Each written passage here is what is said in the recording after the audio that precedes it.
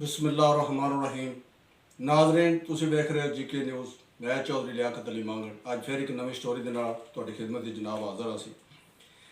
जनाब 10 मुहर्रम गुजर के गया, बड़ा सख्त दिन सी और बड़े एहतराम का दिन सी, क्योंकि साढ़े नबी पाक सल्लल्लाहु अलैहि वसल्लम के नवासे हज़रत इमाम हुसैन साहब नूं बड़ी बेदर्दी दे नाल शहीद किया गया सी।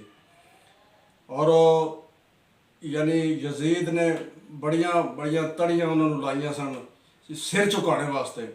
यानी साढ़े इमाम हुसैन ने सिर नहीं सी झुकाया उन्होंने सामने, तो अपनी जान का नजराना पेश करता सी इस्लाम वास्ते, ताकि इस्लाम साडा अगे फैलता रहे।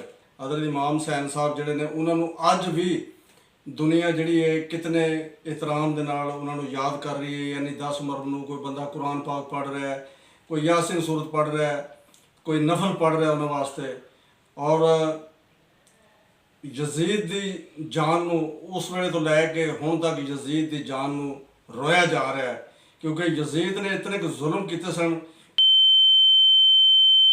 जिहड़ा यजीद सी है जी, ये यजीदियत जिहड़ी है ना, ये जब तक ख़त्म नहीं होनी उदों तक कोई भी मुल्क जिहड़ा ये तरक्की नहीं कर सकता। और मैं दूसरा तुहानूं हुण मैं दूसरी साइड ते आ जा। हुण कैदी नंबर 804 जिहड़ा जेल दे विच कोई उहदा कसूर नहीं, कोई जुर्म नहीं, कोई कुछ नहीं, सिर्फ वो अवाम दे नाल खड़ा है कि अवाम दे नाल ज्यादती हो रही है कि मैनू भावें जेल च डको, अवाम नूं खुशहाल रखो। लेकिन ये वो हक सच की गल कर रहा है, तो इस चीज़ की उसनूं ये सज़ा दी जा रही है। 200 तो ज़्यादा इन्होंने मुकदमे उसके उत्ते बनाए सन, तो बेशर्म लोग ने इन्होंने डुब के मर जाना चाहिए। खुदा की कसम है, मैं बददुआ दे रहा इन्होंने, इन्हों का बेड़ा गर्क हो जाए जिहड़े 47 लैके उत्थे बैठे ने जनाब, ये यजीद ने पक्के। और दूसरा मैं तुहानूं ये दसां कि इमरान खान दे पैर की जुत्ती के बराबर भी नहीं।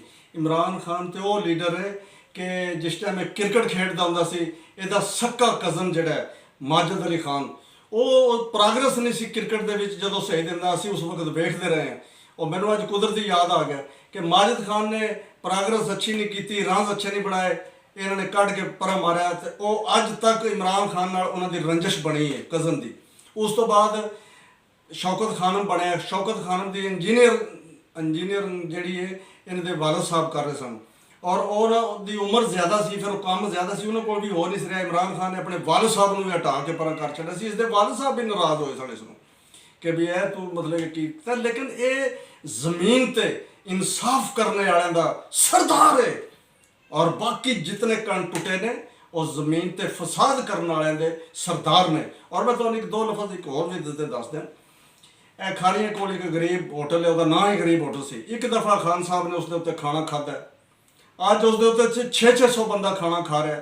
कि जिस तरह इन्हें ਉਹਦੇ ਵਿੱਚ नान नूं चाह दे विच डोब के खाया है, तो हुण उस तरह ही बंदे चाह दे विच डोब के खा रहे हैं जी।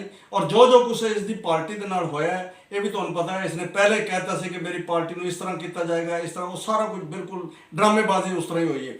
उस तो बाद खेड़ी जुत्ती, गुवाहाटी जुत्ती इसने जिस दुकानदार को ली सी, बजुर्ग सी, वो जनाब बड़ी मुश्किल वाली कि 2 जोड़ा उसका विकसा सी, वो को इसने 1 जोड़ा लिया, अज वो 600 बंदे काम कर रहे हैं। इतना अल्लाह ताला का करम है।